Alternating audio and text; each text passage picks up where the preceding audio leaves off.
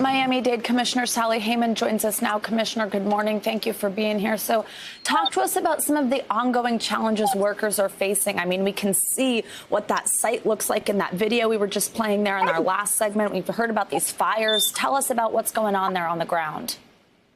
Well, unfortunately, they're now this morning facing a thunderstorm once again. The elements out there have been incredible, but so too have been the men and women of just about every emergency rescue group available, and from local to state to international.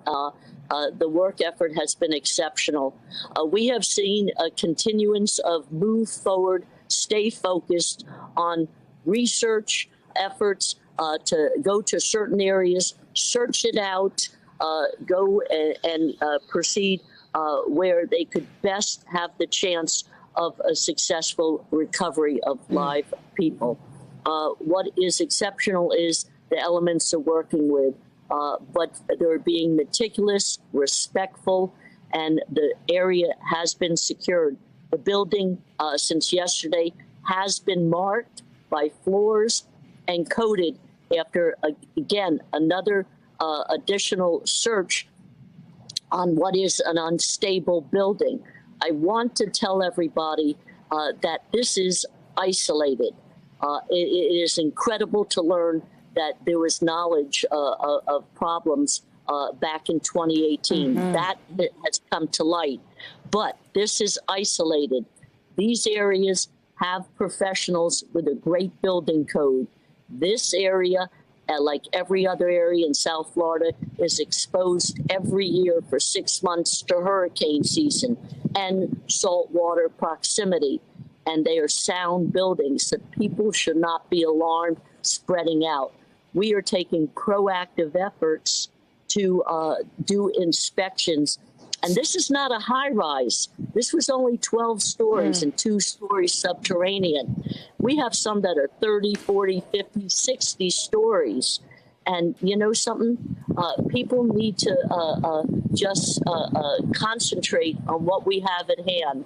The best of the best in a search, rescue, and recovery effort. And I want to thank especially the community here and all across the country for stepping up with compassion and concern and prayers. Absolutely. And Commissioner, I'll ask you a little bit more about that search in just a moment. But first, I want to follow up on something you just said, mentioning that we did learn that an engineer warned of what they called major structural damage in that building back in 2018.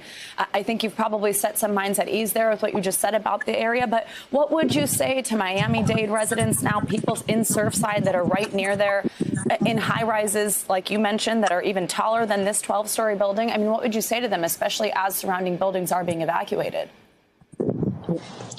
Well, that has not been a call by Miami-Dade County. That was one individual that made that suggestion.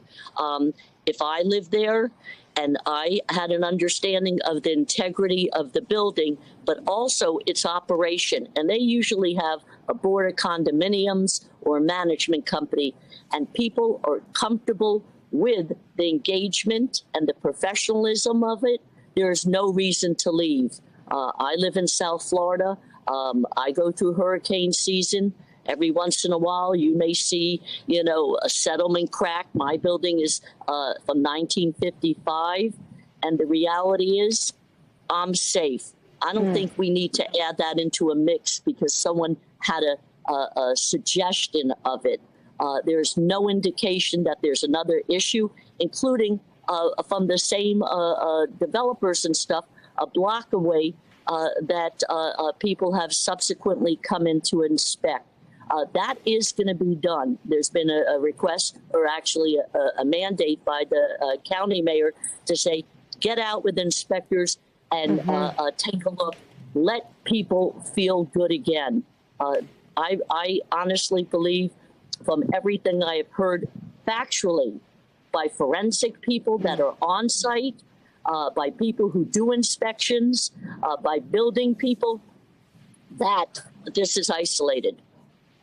Now, Commissioner, today marks day 5 of the search and rescue operation. Do you still have hope of finding survivors? Yes, I think the pictures that you are showing mark the spots of engagement, but most especially, it doesn't show the whole picture. There are approximately 300 people with skills of search and rescue that are on scene. You're not seeing 2 layers of subterranean crews in the building site. And yes, there are actual pockets where cars have fit and large boulders are there. You have to remain hopeful. These men and women that are going 24/7, they're out there, they're hopeful. I'm hopeful, and I hope everybody else will be too. And I know literally many of them are working longer than 24 hours in a stretch. Miami-Dade County Commissioner Sally Heyman, thank you so much for joining us this morning. Thank you. Hey, NBC News viewers, thanks for checking out our YouTube channel. Subscribe by clicking on that button down here and click on any of the videos over here to watch the latest interviews, show highlights, and digital exclusives. Thanks for watching.